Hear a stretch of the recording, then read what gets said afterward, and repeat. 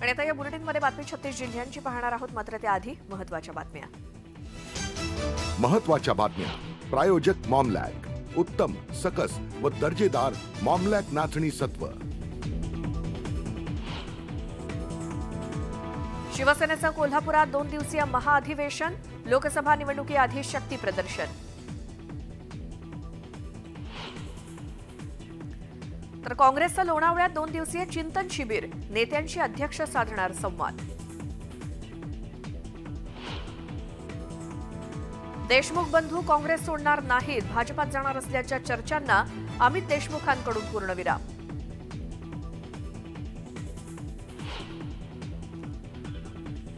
शरद पवार साताऱ्याच्या दौऱ्यावर, लोणंदमधील कृषी प्रदर्शनाला देणार भेट.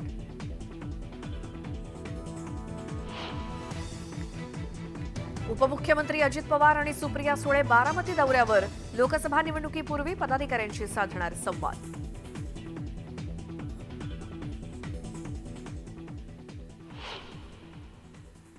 आता संपूर्ण राज्यातल्या प्रत्येक जिल्ह्यातली बातमी वेगवान स्वरूपात पाहूयात. बातमी 36 जिल्ह्यांची मध्ये. शिवसेनेच्या 2 दिवसीय महाअधिवेशनासाठी कोल्हापूर शहर सज्ज झालंय. 16 आणि 17 तारखेला होणाऱ्या महाअधिवेशनासाठी शहरात जोरदार वातावरण निर्मिती तयार करण्यात आली आहे आणि शहरामध्ये सर्वत्र शिवसेना प्रमुख बाळासाहेब ठाकरे आणि अनंत दिघे यांची पोस्टर्स झळकतायत. शिवसेना प्रमुख बाळासाहेब ठाकरे नेहमीच कोल्हापुरातून निवडणुकीचे रणशिंग फुंकायचे आणि एकनाथ शिंदेंनी सुद्धा तीच परंपरा कायम ठेवली आहे. कोल्हापूरच्या अधिवेशनासाठी यायला लागतंय अशी टॅगलाईन वापरण्यात आली आहे. अशोक चव्हाणांनी साथ सोडल्यानंतर काँग्रेस खडबडून जागी झाली आहे. लोणावळ्यात 2 दिवसीय चिंतन शिबिराचं आयोजन करण्यात आलंय. या चिंतन शिबिराला अध्यक्ष मल्लिकार्जुन खरगे मार्गदर्शन करणार आहेत. राज्यसभा निवडणुकीच्या पार्श्वभूमीवर दगाफटका होण्याची भीती काँग्रेसच्या नेत्यांना सतावू लागली असल्यानं या चिंतन शिबिराचं आयोजन करण्यात आलंय. अशोक चव्हाणांनी काँग्रेसचा हात सोडल्यानंतर त्यांच्यासोबत किती आमदार भाजपवासी होणार याच्या चर्चा रंगल्या होत्या. लातूरचे आमदार अमित आणि धीरज देशमुख सुद्धा भाजपत जाणार असल्याच्या चर्चांना उधाण आलं होतं. मात्र आम्ही दोघेही काँग्रेसमध्येच असून काँग्रेसचा हात कधीही सोडणार नसल्याचं अमित देशमुखांनी ठणकावलं. आम्ही भाजपमध्ये जाणार या चर्चांना कुठलाही आधार नसल्याचं त्यांनी सांगितलं. राष्ट्रवादी काँग्रेस आमदार अपात्र प्रकरणाचा अजित पवारांच्या बाजूने निकाल लागला आणि या निकालानंतर आव्हाडांनी राष्ट्रवादी काँग्रेसवरती घणाघाती टीका केली होती. त्या टीकेला धनंजय मुंडेंनी प्रत्युत्तर देत निकाल संविधानाच्या बाजूने लागला असून निकालानुसार पक्षात फूट नसल्याचं समोर आलं असं मुंडे म्हणाले. तर आव्हाडांनी शरद पवारांसोबत किती वेळा गद्दारी केली असा सवाल मुंडेंनी विचारला. मर्यादा सोडून आम्हाला सुद्धा बोलता येतं असं म्हणत त्यांनी आव्हाडांना इशारा दिला. शिवसेना फुटली नसती आणि शिवसेना जर एकत्र असती तर लोकसभा निवडणूक लढवली असती असं मोठं विधान जळगावच्या पाचोऱ्यातील ठाकरे गटाच्या नेत्या वैशाली सूर्यवंशींनी केलंय. आपण विधानसभा निवडणूक लढवणार असून विधानसभेतील उमेदवारीबाबत उद्धव ठाकरे यांनी आश्वासन दिलं असल्याचं वैशाली सूर्यवंशींनी सांगितलं. मनोज जरांगे पाटलांच्या आमरण उपोषणाचा आजचा 7वा दिवस आहे. जरांगे पाटलांची प्रकृती खालावली आहे, त्यामुळे समर्थक आणि ग्रामस्थांच्या आग्रहामुळे जरांगे पाटलांनी सलाईन घेतलं आणि प्रशासनाचं शिष्टमंडळ चर्चा करण्यासाठी आलं होतं. मात्र जरांगे पाटलांनी सगळे सोयरे शब्दाची विशेष अधिवेशनात अंमलबजावणी होणार का हे लिहून आणलंय का असा सवाल विचारताच प्रशासन माघारी परतलं. सकल मराठा समाजाच्या वतीनं पुणे, पिंपरी चिंचवड, मावळ, मुळशी भागाची बैठक पार पडली आणि मनोज जरांगेंना पाठिंबा देण्यासाठी कार्यकर्त्यांच्या वतीनं रास्ता रोको आंदोलन करण्यात आलं. मुंबई पुणे एक्सप्रेस वे कार्यकर्त्यांकडून रोखण्यात येणार आहे. सकाळी 11 वाजता या आंदोलनाची सुरुवात होणार आहे. मनोज जरांगे पाटील यांच्या उपोषणाचा आजचा 7वा दिवस असून त्यांची प्रकृती खालावल्यानं मराठा समाज आक्रमक झाला आणि बीड जिल्ह्यातील सोलापूर, धुळे आणि कल्याण, विशाखापट्टणम या राष्ट्रीय महामार्गावरती मराठा आंदोलकांनी चक्काजाम आंदोलन केलं आणि बीडमधील चौसाळा इथे सोलापूर, धुळे महामार्गावरती टायर जाळून आंदोलकांनी वाहतूक रोखली. ईव्हीएम दाखवायला आलेल्या अधिकाऱ्यांना मराठा समाजाच्या कार्यकर्त्यांनी पिटाळून लावलं. कळंब तालुक्यातील शेलगाव दिवाणे गावातली घटना आहे. आधी आरक्षण द्या मगच इलेक्शन घ्या असा नारा त्यांनी दिला. अंबरनाथ बदलापूर रेल्वे स्थानकांच्या मध्ये नव्यानं चिखलोली रेल्वे स्थानकाची उभारणी करण्यात येणार आहे आणि चिखलोली स्थानक उभारण्याची निविदा प्रक्रिया पूर्ण झाली असून 73.928 कोटी रुपयांच्या कामाचे कार्यादेश देण्यात आले आणि आता स्थानकाचं प्रत्यक्ष बांधकाम सुरू होणार आहे. कल्याण लोकसभा मतदारसंघाचे खासदार श्रीकांत शिंदे यांनी सातत्याने याचा पाठपुरावा केला होता. त्यांच्या प्रयत्नांना आता यश आलंय. विधानसभा अध्यक्ष राहुल नार्वेकर यांनी राष्ट्रवादी काँग्रेसच्या आमदार अपात्रता प्रकरणी निकाल दिला आणि यावेळी त्यांनी अजित पवार यांचा गट हाच मूळ राष्ट्रवादी पक्ष असल्याचा निर्वाळा दिला. तसंच अजित पवार गटाचे आमदार पात्र असल्याचा देखील निकाल विधानसभा अध्यक्षांनी दिला. अजित पवार गटाला 53 आमदारांपैकी 41 आमदारांचा पाठिंबा आहे आणि शरद पवार गटानं या दाव्याला कुठेही आव्हान दिलेलं नाही. त्यामुळे दोन्ही गटाचं संख्याबळ इथे स्पष्ट होते आणि त्यानुसार अजित पवार गटाकडे विधिमंडळ पक्षाचा पाठिंबा असल्याचं स्पष्ट करत अध्यक्ष राहुल नार्वेकरांनी शरद पवार गटाच्या सर्व याचिका फेटाळल्या. सुप्रीम कोर्टानं घालून दिलेल्या निकषांवरून निर्णय दिल्याचं विधानसभा अध्यक्ष राहुल नार्वेकरांनी सांगितलं. पक्षाची राज्यघटना, पक्षाचं नेतृत्व आणि पक्षाचं विधिमंडळ गट याचा विचार करूनच आमदार अपात्रता प्रकरणाचा निर्णय घेतला असल्याचं नार्वेकर म्हणाले. राष्ट्रवादी काँग्रेस आमदार अपात्रता प्रकरणी मेरिटवरती निकाल लागलाय आणि विधानसभा अध्यक्ष राहुल नार्वेकर यांनी दिलेला निर्णय योग्य असल्याचं मुख्यमंत्री एकनाथ शिंदे म्हणाले. यावेळी त्यांनी विरोधकांवर सुद्धा निशाणा साधला. अध्यक्ष राहुल नार्वेकरांनी दिलेल्या निर्णयावरती समाधानी असल्याचं म्हणत मंत्री अनिल पाटील यांनी आमदार अपात्रता प्रकरणासंदर्भातील निर्णयाचं स्वागत केलं आणि विरोधकांना बडबडायची सवय आहे, त्यांच्याकडे आम्ही लक्ष देत नाहीत असं मत अनिल पाटलांनी व्यक्त केलं. 10 जणांना अपात्र करायचं होतं, ते केलं नाही अशी खंतही त्यांनी बोलून दाखवली. शरद पवार गटानं आता महायुतीत सामील व्हावं आणि शरद पवारांनी मार्गदर्शकाची भूमिका बजावावी असं मत अन्न आणि औषध प्रशासन मंत्री धर्मराव बाबा आत्राम यांनी व्यक्त केलं. शरद पवार गटानं आमच्याशी युती करून राज्याच्या विकासासाठी पुढाकार घेतला पाहिजे अशी प्रतिक्रिया आत्राम यांनी आमदार अपात्रतेसंदर्भातील निर्णयानंतर दिली. कायद्याची पायमल्ली कशी करावी हे विधानसभा अध्यक्ष राहुल नार्वेकर यांच्याकडून शिकावं. अध्यक्षांनी जो निर्णय दिला तो हास्यास्पद अशा शब्दात जितेंद्र आव्हाड यांनी राष्ट्रवादी काँग्रेस आमदार अपात्रता प्रकरणासंदर्भात दिलेल्या निर्णयावरती टीका केली.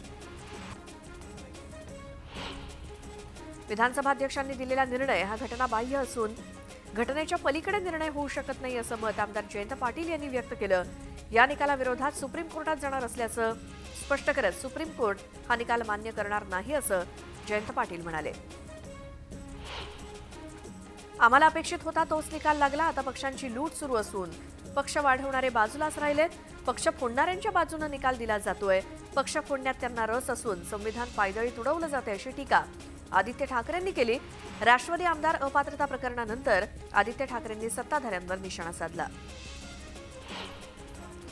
राज्यात निवडणुकीनंतर पुढचा मुख्यमंत्री हा महायुतीचाच असेल असं मोठं वक्तव्य उपमुख्यमंत्री देवेंद्र फडणवीसांनी केलं. फक्त संख्याबळाच्या आधारावरती मुख्यमंत्रीपद ठरणार नसल्याचं ते म्हणाले. तर मुख्यमंत्रीपदाबाबतचा निर्णय हे आमचे वरिष्ठ नेते घेतील. Lokmat Maharashtrian of the year या पुरस्कार सोहळ्यात फडणवीसांनी हे मोठं विधान केलं. देवेंद्र फडणवीसांनी पुन्हा एकदा उद्धव ठाकरेंवरती जोरदार टीका केली आणि 2019 मध्ये मन दुखावल्यामुळे आता पुन्हा उद्धव ठाकरेंसोबत युती अशक्य असल्याचं फडणवीस म्हणाले. राजकीय प्रश्नांवरती भाष्य करताना आगे आगे देखो होता है क्या म्हणत फडणवीसांनी येत्या काळात होणाऱ्या राजकीय घडामोडींवरती एक सूचक वक्तव्य केलं.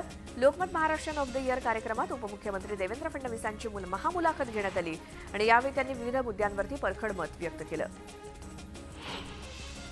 शिवसेना उद्धव बाळासाहेब ठाकरे गटाचे आमदार वैभव नाईक यांनी सार्वजनिक बांधकाम मंत्री रवींद्र चव्हाण यांची कणकवली शासकीय विश्रामगृहामध्ये गुप्त बैठक घेतली आणि या भेटीच्या वृत्तानं सर्वांच्या भुवया उंचावल्या असून राजकीय वर्तुळात चर्चांना उधाण आलंय. उपमुख्यमंत्री अजित पवार यांच्या पत्नी सुनेत्रा पवार यांनी भाजपा आमदार राहुल कोल यांच्या कुटुंबियांची भेट घेतली. आगामी लोकसभा निवडणुकीसाठी सुनेत्रा पवार यांचं नाव चर्चेत आहे. दरम्यान लोकसभा निवडणुकीच्या अनुषंगाने या भेटीला महत्त्व प्राप्त झालंय.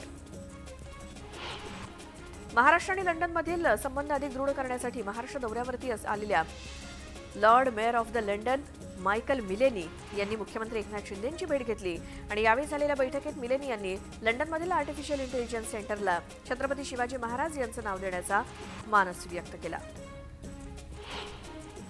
मावळमध्ये पंचायत समितीकडून 8 वर्षांनंतर आमसभा घेण्यात आली. आमदार सुनील शेळके यांच्या उपस्थितीत ही आमसभा पार पडली आणि या आमसभेमध्ये मावळमधील नागरिकांनी सुद्धा मोठ्या संख्येने उपस्थिती लावली होती. शेतकऱ्यांच्या विविध मागण्यांसाठी 29 फेब्रुवारीला शेतकरी संघटना राज्यातल्या जिल्हाधिकारी कार्यालयावरती धडक देणार आहेत तसा इशारा रघुनाथदादा पाटील यांनी दिला आणि राज्यातल्या प्रत्येक जिल्हाधिकारी कार्यालयावरती मोर्चाकडून जिल्हाधिकारी आणि राष्ट्रपतींना निवेदन दिलं जाणार आहे. संत तुकोबांच्या देहूमध्ये बैलगाडा शर्यतींचा धुरा उडाला. 150 बैलगाड्यांनी यात सहभाग घेतला. संत तुकाराम महाराजांच्या जन्मोत्सव सोहळ्यानिमित्तानं बैलगाडा शर्यतींचं आयोजन करण्यात आलं आणि बैलगाडा स्पर्धा पाहण्यासाठी नागरिकांनी मोठ्या प्रमाणात गर्दी केली. सांगलीमध्ये अत्यल्प पावसामुळे पलूस आणि पाझर तलावाची पाणी पातळी खालावली आहे. विहिरींनी आणि तलावांनी तळ गाठल्यामुळे ऐन हिवाळ्यातच पाणी टंचाईचं संकट समोर आलंय. त्यामुळे शहरात पाण्याचा प्रश्न गंभीर होत चाललाय. 19 फेब्रुवारीला शिवजयंतीच्या पार्श्वभूमीवर पोलीस दलाकडून सांगली मिरजमध्ये संचलन करण्यात आलं. पोलीस अधीक्षक संदीप घुगे आणि अप्पर पोलीस अधीक्षक रितू खोकर यांच्या मार्गदर्शनाखाली पोलीस ठाण्यापर्यंत रूट मार्च काढण्यात आला. धाराशिवमध्ये वेतनवाढ आणि इतर मागण्यांसाठी महाराष्ट्र एसटी कामगार संघटना आक्रमक झाली. धाराशिव येथील विभागीय कार्यालयासमोर एसटी कामगार संघटनेचं गेल्या 4 दिवसांपासून आमरण उपोषण सुरू आहे. शासन दरबारी मागण्या मांडून देखील शासन दुर्लक्ष करत असल्याचा आरोप उपोषणकर्त्यांनी केला आणि सरकारनं लक्ष न दिल्यास राज्यात व्यापक स्वरूपात आंदोलन करू असा इशारा देखील त्यांनी दिलाय. शहादा तालुक्यातील म्हसावद इथे 100 पेक्षा अधिक डुकरांचा मृत्यू झाला. 10 दिवसांपूर्वी ही घटना घडली. या डुकरांचा मृत्यू हा आफ्रिकन स्वाईन फ्लू नामक आजारानं झाला असल्याचा अहवाल सापडलाय. आता या परिसरातील डुकरांची शास्त्रोक्त पद्धतीनं विल्हेवाट लावण्यात आली आहे आणि या आजाराचा मानवी जीवनावरती काही परिणाम होणार नसला तरी प्रशासनानं म्हसावद आणि लगतचे 10 किलोमीटरचं क्षेत्र प्रतिबंधित घोषित केलंय. बुलढाणा जिल्ह्याला अवकाळी पावसानं झोडपलं. विजांच्या कडकडाटासह अवकाळी पावसानं हजेरी लावली आणि अचानक आलेल्या पावसानं रब्बी पिकांचं नुकसान झालं आणि या पावसामुळे बळीराजा पुन्हा एकदा संकटात सापडला असून नुकसान भरपाईची देखील मागणी केली जाते. बुलढाणा जिल्ह्याला अवकाळी पावसानं झोडपलंय. खामगाव, शेगाव आणि नांदुरा तालुक्यात विजांच्या कडकडाटासह पडलेल्या पावसानं शेतीला फटका बसण्याची शक्यता आहे. त्यामुळे आता शेतकऱ्यांची चिंता वाढली आहे.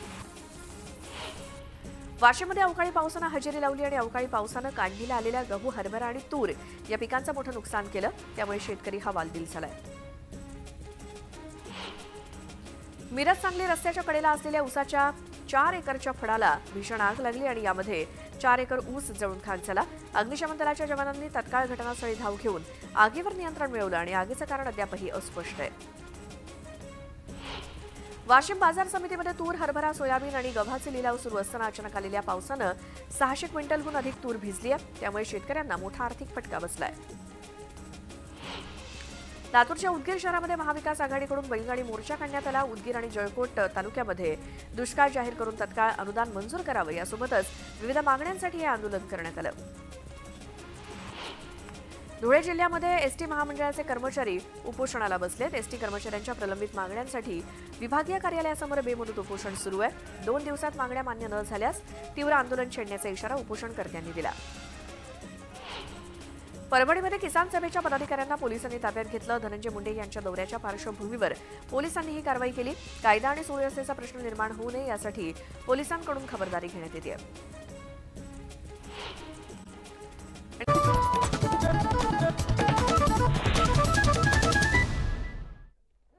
ब्रेकनंतर तुमचं पुन्हा एकदा स्वागत. पाहूयात बातमी 36 जिल्ह्यांची वेगवान स्वरूपात.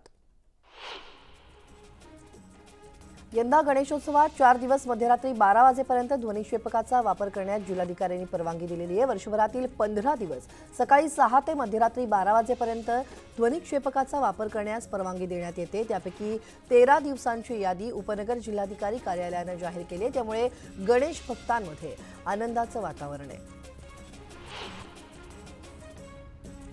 श्री क्षेत्र हरिहरेश्वर आणि काळभैरव मंदिराचे गाभारे 15 दिवस दर्शनासाठी बंद राहणार आहेत.